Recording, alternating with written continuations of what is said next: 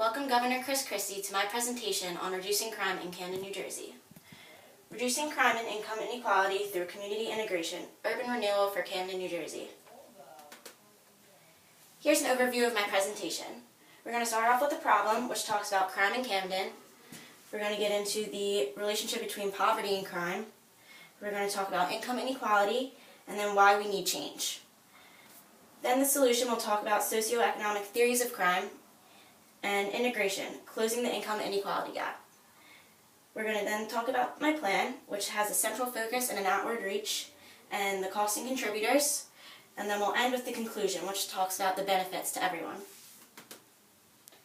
Let's first start off with the problem. As you can see from these charts, crime in Camden is a definite problem. Camden has been a major city for numerous years. Here are the highest U.S. crime rates, and you can see how Camden, even compared to these, it outnumbers them dramatically. Then over here we have graphs of the property crime rate and violent crime rate in Camden.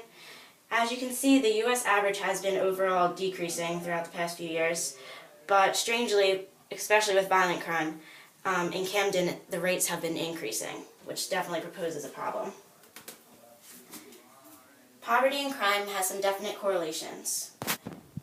From the 2012 U.S. Census Bureau, we have these statistics comparing Camden and the state of New Jersey. Camden, as I said, is a poor city, while New Jersey is the second wealthiest state. Out of 77,250 people, 41.4% live below the poverty line, compared to only 10.8% in the state of New Jersey. In addition, the unemployment rate is 19% in Camden compared to only 9.5% in New Jersey. And astonishingly, Camden's median household income is only $21,191, which compared to New Jersey's is $69,667, which is more than tripled. There's some definite income inequality between Camden and the state of New Jersey. Inequality has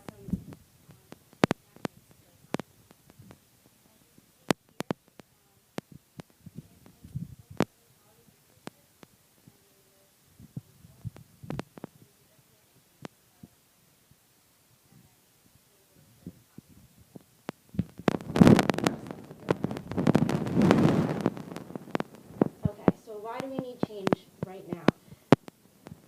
What you have had in place definitely shown that you care about Camden, but unfortunately these are only temporary fixes and will not be sustainable in the long run. You definitely show that you're caring for this city of Camden. You went over there and went into their school systems and have done a lot of work for them. But here's the problem. A stronger police force and law enforcement, as you have put in place, will only temporarily lessen the issue of crime. With that being said, putting criminals in jail will temporarily eliminate them from society, but it's not changing the culture of the community at all. In addition, a better education system cannot force children to stay in school. Education is definitely a step in the right direction, but we can't change what is going on in their household with this plan. In addition, more social programs, subsidies, government housing, funding education, or community service programs only create more dependency on outside help. We need sustainable change that gets to the root of the problem and changes Camden in the long run. The solution. First, I'm going to talk about my realm of thought for my plan. I looked at a few socioeconomic theories, and these are the four that really stuck out to me. We have social learning, which talks about juveniles who follow older criminals. We have the conflict view, which is the belief that law is written by the haves to protect themselves from the have-nots. And this tends to result in crime when they feel there's this inequality. In addition, there's relative deprivation theory, which is greater success by some motives motivates the lower class even more to commit crime for their own benefit. So, poor people living in a close area with rich people definitely generate some more crime. And then we have the strain view, less property crime when everyone in communities feels there's a sense of equality. So if everyone has the same income throughout a general area, there tends to be less crime because there's not really any motives to steal from people making your own income. And overall, there's just a general sense of, do the benefits outweigh the costs? So with that being said, do criminals have enough gains to not commit crimes than they do costs? In Camden, there's a definite issue with, their citizens not being able to get good jobs, so the likelihood to commit crime is higher because there's not much out there for them to do besides that. Okay, then we're talking about integration, closing the income inequality gap. This picture is from Brazil, which just shows how drastically there can be income inequality, and we don't want issues in New Jersey to get that bad, and even though they're heading in that direction right now. I looked at some models of success and failure to get more ideas for my plan. The first one I looked at was from Sydney, Australia, and they did an urban renewal plan there.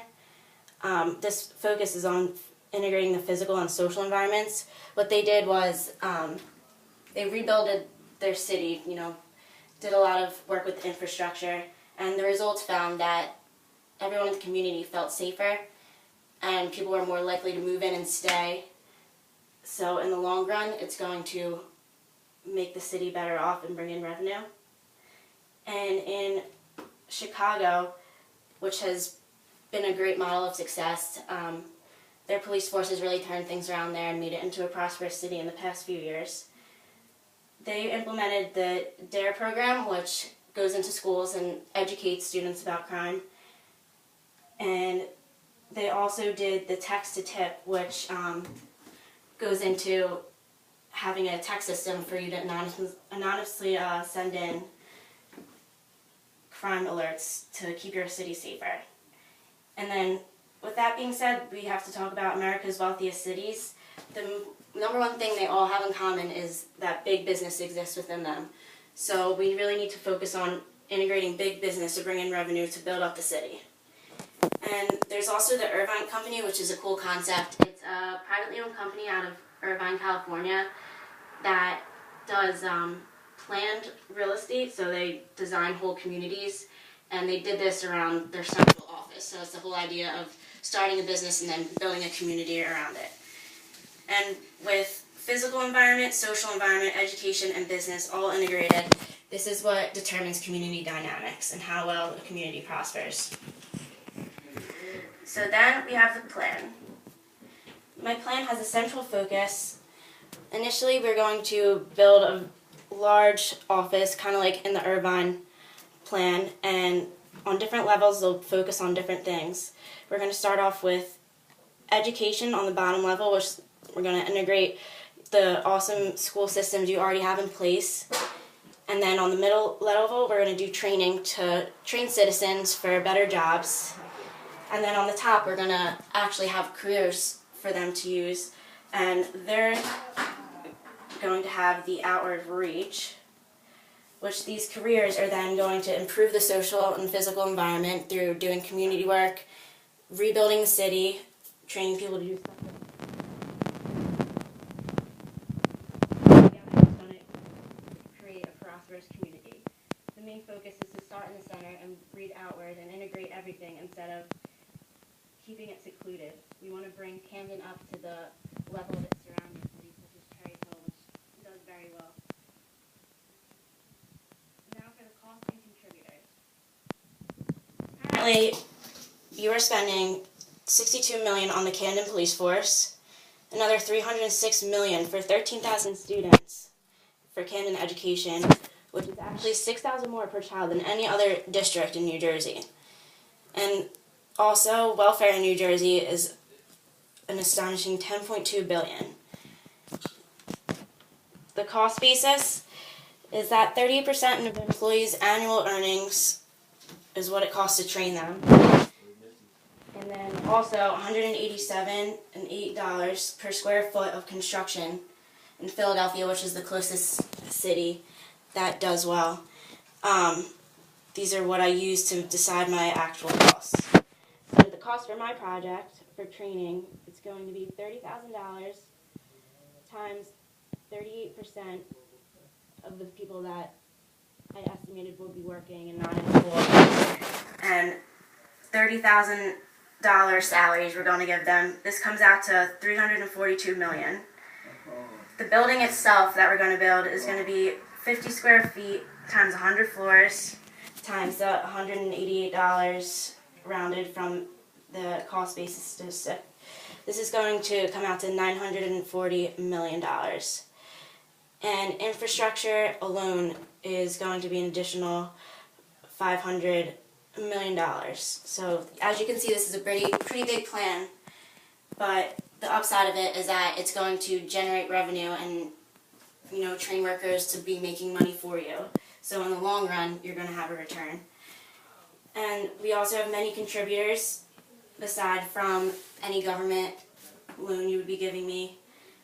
There's under the Title I of the Housing Act of 1949, the government has, as you well know, set aside money just for urban renewal.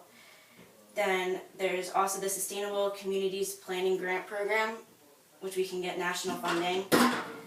And you are going to get money from the cut in welfare spending, the cut in education spending, and the cut in the police force spending. So our conclusion is that this plan is going to be beneficial to everyone. We're going to create a better standard of living for the citizens of Camden. We're going to reduce unemployment rate, increase median household income, reduce income inequality gap, reduce crime, pave the way for other cities, encourage big business, and generate revenue. Hopefully, we can start to change the course of income inequality in America, because as you know, we have a major problem with income inequality here. It's been a growing issue.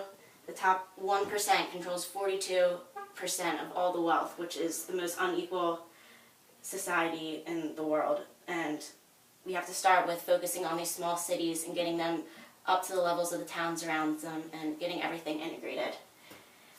Thank you very much for your time, and I hope you can really take my plan into consideration. I will be presenting a hard copy with the details of the plan to you as well for your consideration.